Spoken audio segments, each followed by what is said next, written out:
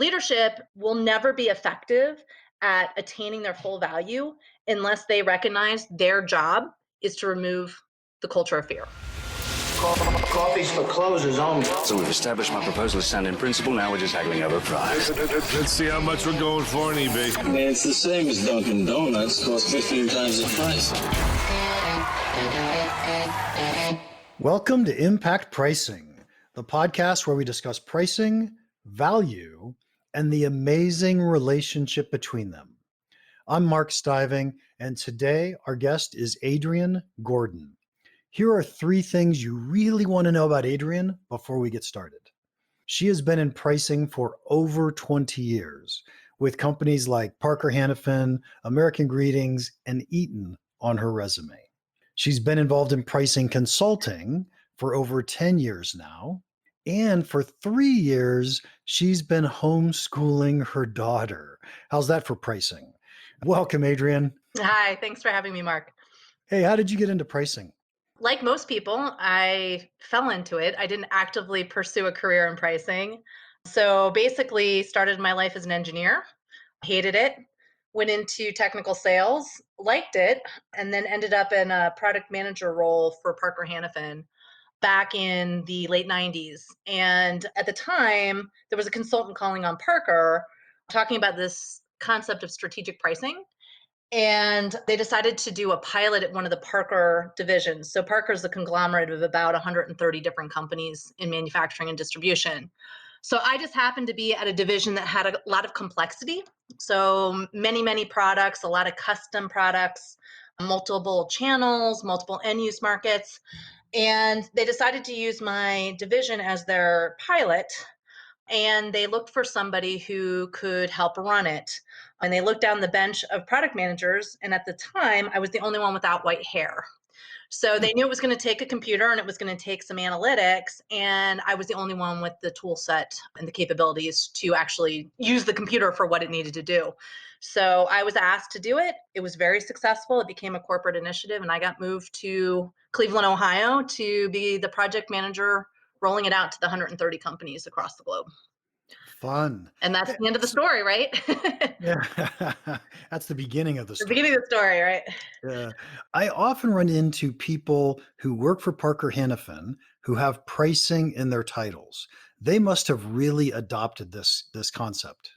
Yeah, so once I moved to Cleveland and became the project manager, there was 3 of us at corporate headquarters running the project. And they basically put out an edict that all companies would have a dedicated pricing manager.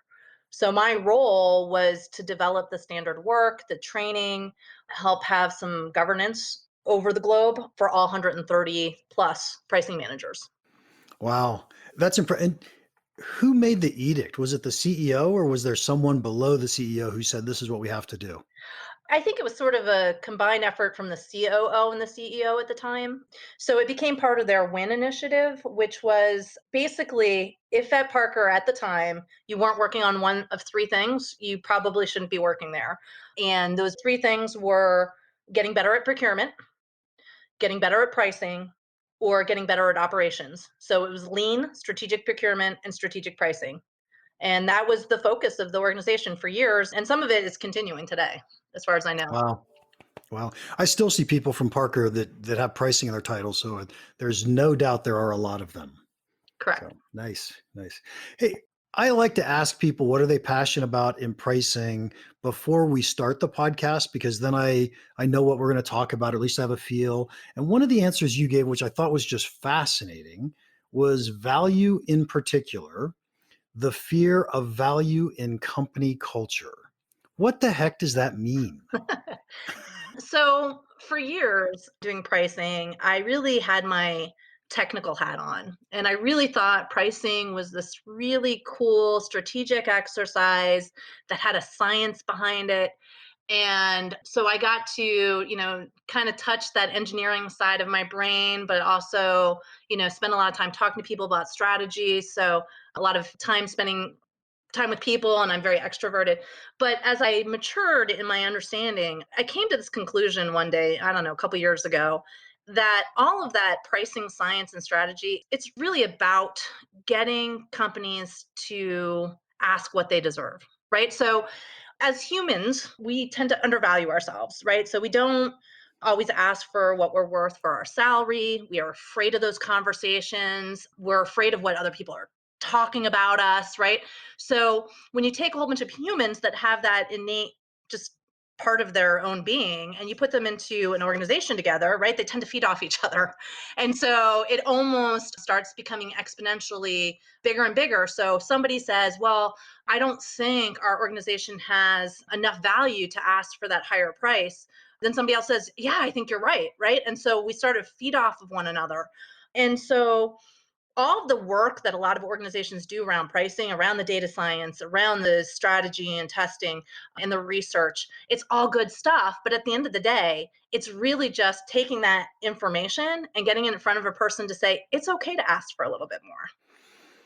If you were to pick the place where the fear is, or maybe I would say is the biggest, is it the product management side? Is it the sales side? Is it the executive team? Where do you see that fear really manifesting itself?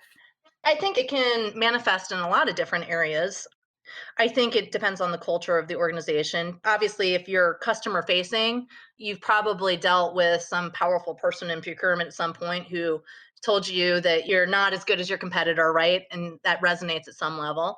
But sometimes it could be estimating, right? They think, well, we're doing good enough. We don't need to do any more. Same thing in finance, right? We're doing good enough. But I think most importantly, it doesn't really matter where it resides. What matters is who takes ownership of it. And that is leadership. So leadership will never be effective at attaining their full value unless they recognize their job is to remove the culture of fear. I think it's funny because oftentimes I've talked to executives and they recognize that their teams don't do a good job at capturing value. They believe that we've built a company that builds a great product, and yet we're not doing a great job at capturing all that we're creating. Is it that they don't know how to fix that inside their team?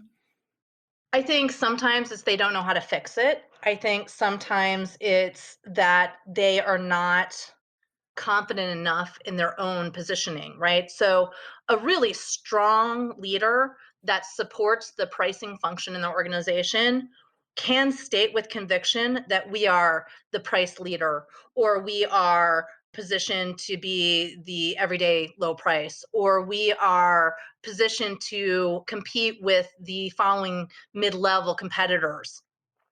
So, Adrienne, do you think that executives have the same fear of value? I think some do. I mean, I know some do actually. So over the years, I've worked with clients that want to dip their toes into price leadership. So they'll do a bold move, basically announcing a big price increase or something like that, only to, 2 weeks later, talk to a large customer and say, okay, but except for you, I won't raise your price. And then they start, down the path of just opening up the floodgates for everybody, right? So I do think a lot of executives are fearful. Hmm. How do we ever fix this if executives are fearful? I could see if the executive wasn't and the team was, now we have a solution. But how do you get executives to recognize that they're scared? Yeah, actually, it's a great question. So we've been working at Pricing Empowered on a system to actually identify behaviors of organizations that do pricing very well. And we look at the behaviors that they have, and those behaviors tend to resonate with companies that do not have a fear of value. And so there's like 8 different areas of behaviors that we look at, but there are areas that executives can focus on and see where they're weak and address those areas. While they do it, it basically results in a higher confidence of value organizationally.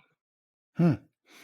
As you run this, let's call it a metric, I guess, do you know, are you actually measuring fear of value or are you measuring the fact that people aren't capturing their value and you make the assumption that that's because of fear?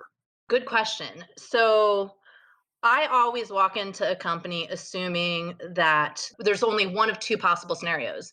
Either the organization is capturing their full value or they're capturing somewhat less. So I'm usually assuming they're not capturing more than they've actually created, right? Let's Otherwise, you wouldn't be very useful. Right. So assuming that few companies have hit their ceiling, right? It's Mhm. a pretty good bet that there's some area to play. And from there, then the metric really is identifying where's the block from attaining that full value, whether it be policy or process or organizational structure or sales readiness or their analytics capabilities, whatever is blocking their ability to have their full confidence to go ask for that next bit. And where does fear come into that? Because those things you just listed to me didn't say fear as much as they said competence. Confidence. So Yeah, I to said me, competence. yeah, I'm using confidence as the antonym of fear. So the idea is if they're short in one of these 8 behavioral areas, they may have a block of confidence, aka fear, in that area that we can remove. Yeah, I hope you don't mind. I want to push on that a little bit. And it isn't that I disagree. I'm not sure I understand yet. So if you pick one, I'm horrible at metrics. I'm horrible at data analytics. That's a competency problem that I could teach you how to get better at it, and I could get you to get your pricing improved. And that may have nothing to do with fear or confidence. Does that make sense, or am I missing something? So I'll give you an example in analytics, right? Please. So there will be organizations where without data, right, there'll be stories of horrific things that have happened the last time we asked for a price increase, right? We went in and we asked for 3% and we lost 50% of our market share. Okay, show me. And when you actually pull the data together, right, then the story changes a little bit because you can't fight with the data. The data are what the data are. So, one of the things that I like to do to help build confidence with clients is let's start with something pretty low risk. All right, let's identify a part of your business that it wouldn't be catastrophic if it went away. And we're going to test something you haven't done before. So let's say you've capped your value ask for 3% more than last year. We're going to go for 10 in this area and we're going to measure it and see what actually happened. So by removing the blockade of that capability of measuring it, right, that argument is removed, right? And you can actually empirically show, all right, now we're a little confident because we were able to do this successfully. Let's try the next more risky area. How's the podcast going? Are you getting value? Research shows that people don't really value what they get for free. But I'm hoping you'll prove this research wrong. Please demonstrate to us and the entire world that you value this podcast. Would you please pause the podcast, subscribe if you haven't already done so, rate the podcast, and leave us a short review? You'd be doing a huge favor. And research shows if you invest this little bit of time, you'll probably like the podcast even more. Win-win. Pause. Do it now. We'll wait for you. So I'm completely with you in all of the actions. The only struggle I'm having is I could articulate doing these without using the word fear. That's the only struggle I'm having. And that's possible, right? That you can do these activities. And I think most pricing consultants do, right? Most Yeah. pricing consultants do activities in analytics, they do activities in process redesign. But at the end of the day, you can be a rock star organization in any of those areas. If somebody doesn't take that information and go and ask for something better than they used to get, it doesn't matter. Yeah. Oh my gosh. So there's actually two conversations we're having at the same time, and I'm trying to figure out how to separate the two. One is technical competence or capability to do the things we have to do in pricing. And then the other is the guts to actually go implement it and do it and test it and try it. I love this concept that says companies are fearful. I'm just trying to separate those two different thoughts. Okay. So help me understand how they're intertwined or not intertwined in your logic. Oh, in my mind, I think it's very possible that I don't know how to do data analytics, but I'm amazingly confident Oh, at my value and my pricing.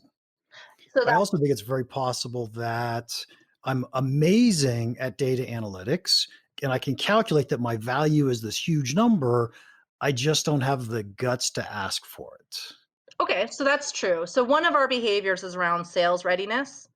And so you can have a very confident customer facing team, right? That has Mhm. zero understanding of where they should be. And that's possible that they're fearless and they may overshoot their value, right? So that would be an exception to the rule. I don't think most organizations have that problem. Most I, organizations don't have I'm a with you. problem of an overconfident sales force that is behaving in a vacuum of information.